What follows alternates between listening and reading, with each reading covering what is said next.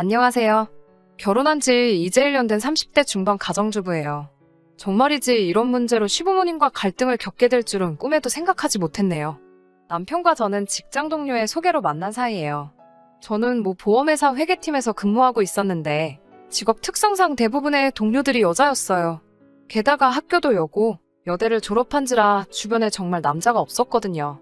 그런 저를 안타깝게 여긴 상사가 자기가 아끼는 동생이라며 소개해준 사람이 지금의 남편이에요.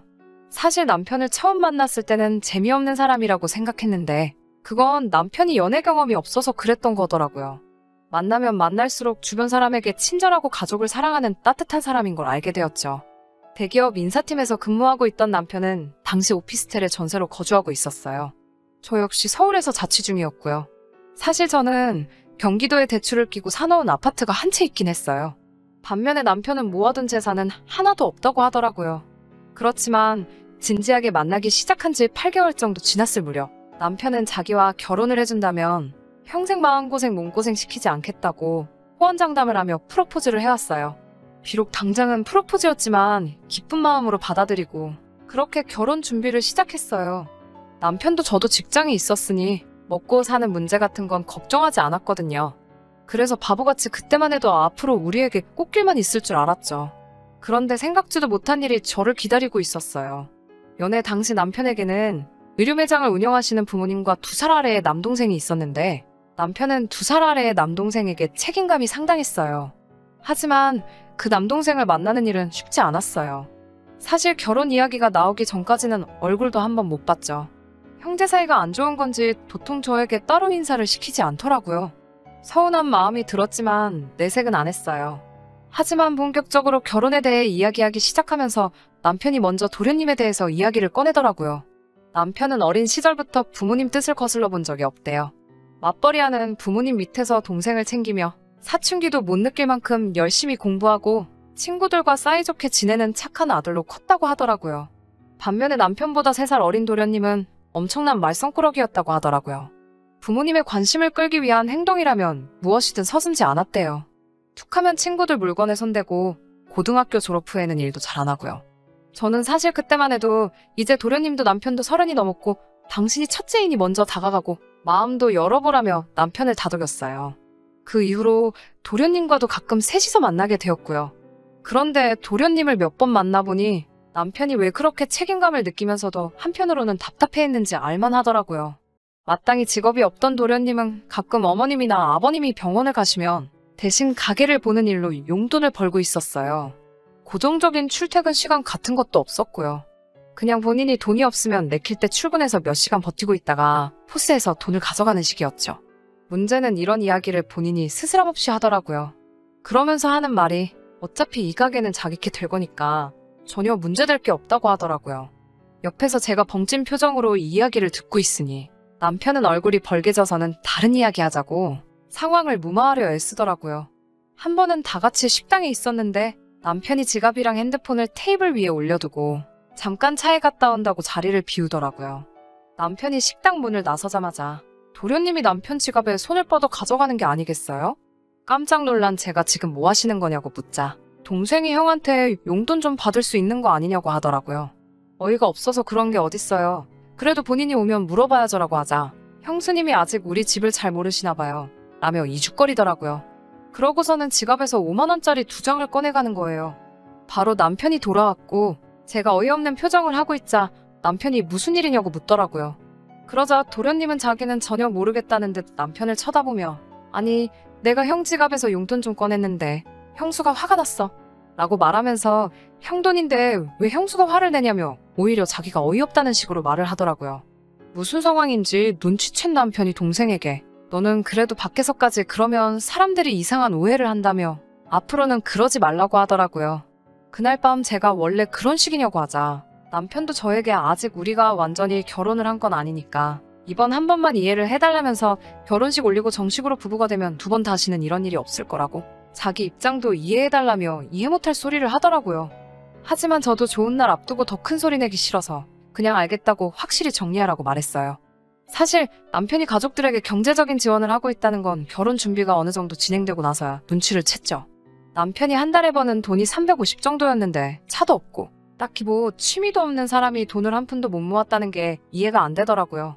그래서 슬쩍 물어보니 부모님이 운영하시는 의류 매장이 잘 되는 것도 아니고 해서 자기가 다달이 50 정도를 보내고 있대요. 게다가 남동생이 매번 이번에 이걸 해보고 싶다, 아니 저걸 해보고 싶다는 식으로 나오니까 그 교육비를 남편이 지원하고 있었다는 거예요.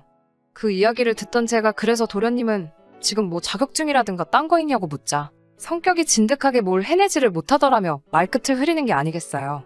지금은 말 그대로 온 가족이 사고만 치지 말아다오라는 마음으로 도련님을 돌보고 있는 거였죠. 속된 말로 이런 거지 같은 상황에 놓인 불쌍한 남편을 내가 구해줘야겠다는 생각을 했던 것 같아요. 그런데 제가 정말 어리석고 멍청했죠. 신혼집을 구하면서부터 큰 소리가 나기 시작했거든요. 사실 둘 다 서울에서 직장 생활을 하고 있었지만 제가 가진 돈으로는 서울에 전세 하나 구하기 어렵겠더라고요. 아이도 낳아야 하는데 오피스텔에서 시작하기도 그렇고 해서 저는 경기도에 제가 가진 아파트에서 시작하는 게 어떻겠냐고 말했어요. 처음엔 남편도 미안하고 정말 고맙다고 몇 번이고 말하더군요.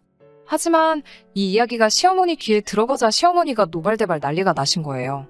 귀한 우리 아들 출퇴근 시간이 얼마나 피곤하겠냐면서요.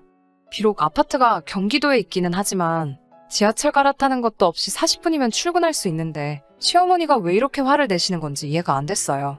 시어머니가 화를 내시자 남편도 갑자기 입장을 바꿔서는 저에게 경기도에 있는 그 아파트를 팔아서 서울에서 전세를 구하면 어떻겠냐고 저를 떠보더라고요. 제가 그건 안 된다고 가차없이 거절해버리자 시어머니가 그럼 본인이 돈을 보태주겠다고 나오시더군요. 근데 그 금액이 3천만 원이었어요. 3억도 아니고 3천이 집을 구하는데 무슨 보탬이 되나요? 그래서 제가 돈도 필요 없고 그럼 남편 지금 사는 오피스텔에서 시작하겠다고 했어요. 시어머니는 그러자 또 그렇게 작은 오피스텔에 성인들이 어떻게 사냐고 화를 내시더라고요. 그런데 어머님이 화를 내신 데에는 정말 생각지도 못한 이유가 있었어요. 어머님은 도련님을 저희 집으로 보내실 생각이었던 거죠. 제가 어떻게 알게 되었냐면 생각 없고 이 입산 도련님이 저에게 직접 전화를 걸어왔더라고요. 회사에서 막 퇴근하던 찰나였는데 벌써 취기가 오른 도련님은 제게 전화를 걸어서는 계속 형이 사는 오피스텔은 크기가 어떻고 화장실이 저떻고라며 혼자 주절거리더라고요. 저는 괜찮아요. 저도 가봤는데 그냥 둘이서 살면 그럭저럭 살만해요라고 말했죠. 그러니까 도련님은 왜 둘이에요? 셋이지. 아닌가? 넷인가? 강아지도 하나로 쳐야 되나? 나 강아지도 키우고 싶은데 라고 하는 게 아니겠어요? 저는 처음에 뭔 소린가 싶고 장난치나 싶기도 해서 왜요? 도련님도 오시려고요? 라며 웃었더니 그럼요. 이제 저도 서울 가서 살아야죠. 나처럼 큰 물고기가 큰 물에서 놀아야지 안 그래요? 라며 웃더라고요. 저는 속으로 이게 미쳤나? 진짜로 하는 말이야? 아니면 나한테 시비 거는 건가? 하는 생각도 들고 도저히 분간이 안 돼서 전화를 끊고 바로 남편에게 전화를 걸었죠. 남편에게 방금 통화 내용을 읊으니 몇 초간 아무 말도 못하더라고요. 저는 왜 말이 없냐고 다시 물었고 그러자 남편은 나지막히 미안하다고 하는 게 아니겠어요? 그래서 제가 도련님이랑 같이 살 생각이었냐고 소리를 질렀어요. 그러자 남편은 자기가 지금 중간에서 열심히 수습 중이라면서 순전히 어머님과 도련님의 생각일 뿐 자긴 조금도 그럴 마음이 없다고 그냥 모르는 척하라고 하더라고요. 정말 분하고 열받아서 당장이라도 도련님한테 욕을 해주고 싶었지만 남편 입장 생각해서 남편 말대로 아무것도 모르는 척하고 경기도로 이사갈 준비를 시작했어요. 그러자 어머님이 저더러 너는 시어머니 말을 귓등으로도 안 듣냐며 괘씸하다고 하시더라고요. 도대체 어른 알기를 뭐로 아냐면서요. 그러면서 저더러 매정하다고 이제 다 한 가족인데 네 동생이다 생각하면 그럴 수 있겠냐며 저를 나쁜 사람으로 만드시더군요. 사실 이때 결혼판을 엎을까 싶었지만 사실 저는 부모님이 안 계시거든요. 그래서 정말 제 가족이 가지고 싶었고요. 남편과 헤어지고 다른 사람과 다시 미래를 계획한다는 게 상상만으로도 너무 괴롭고 자신이 없더라고요.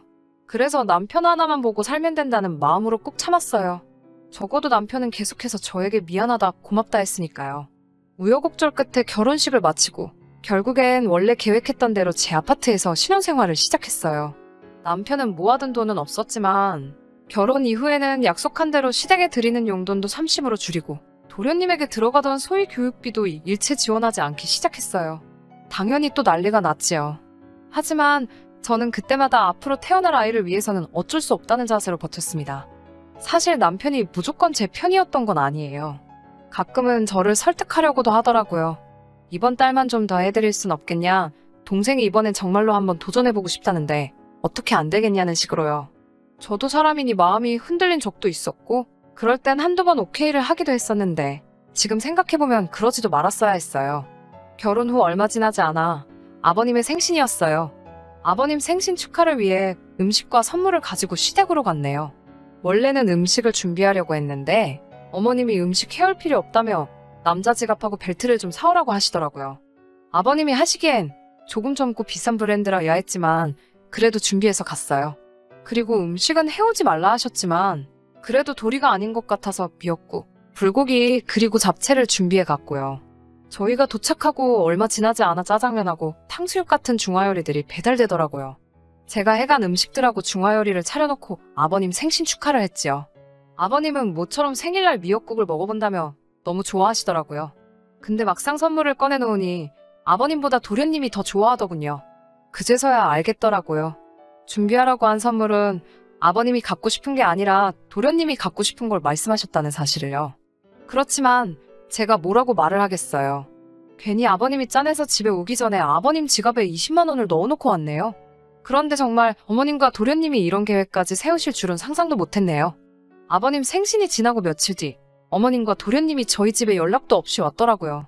남편은 야근이라 집에 없었고 저만 혼자 있었고요.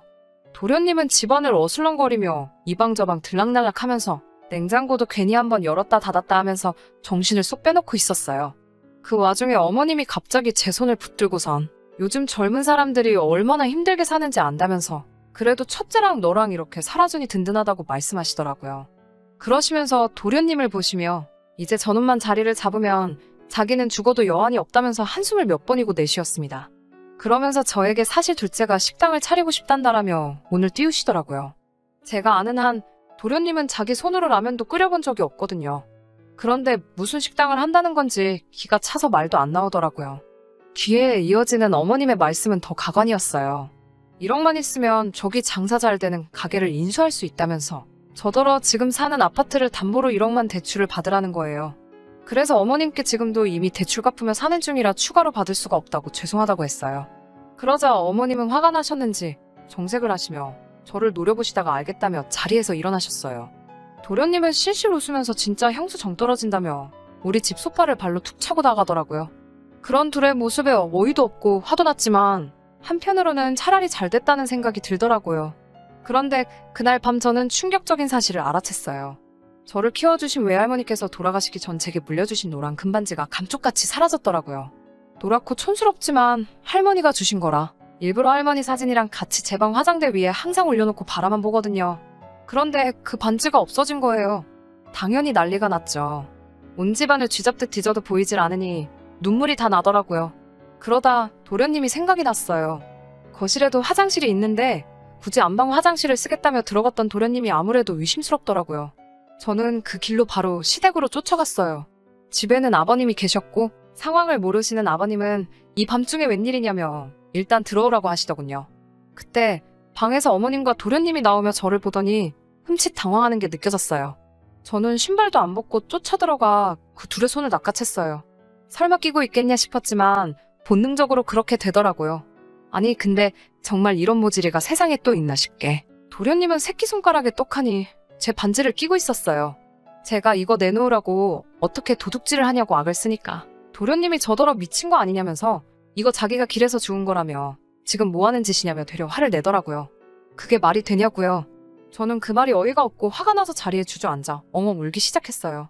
반지가 제 건데 어떻게 증명을 해야 할지 모르겠더라고요. 그래서 그냥 주저앉아 엉엉 울면서 남편한테 전화를 했어요. 그러자 남편이 당장 오겠다더군요. 아버님은 어머님을 노려보며 당신 뭐 하는 거 있냐고 묻자 어머님은 날카롭게 당신 지금 나하고 둘째를 의심하는 거냐며 저더러 머리가 어떻게 된 거 아니냐고 하더군요. 하지만 아버님은 뭔가 짚히는 게 있으셨는지 저더러 울지 말라며 어떻게 된 일인지 이야기해보라고 하셨어요. 그래서 저는 좀 전에 어머님이 대출 이야기를 하신 것부터 다 자세히 말씀드렸어요. 말없이 듣고 계시던 아버님은 어머님께 왜 새애기한테 돈 얘기를 하냐고 둘째를 저 모양으로 키운 건 우리 잘못인데 왜 엄한 사람한테 도와달라고 하냐면서 호통을 치시더라고요.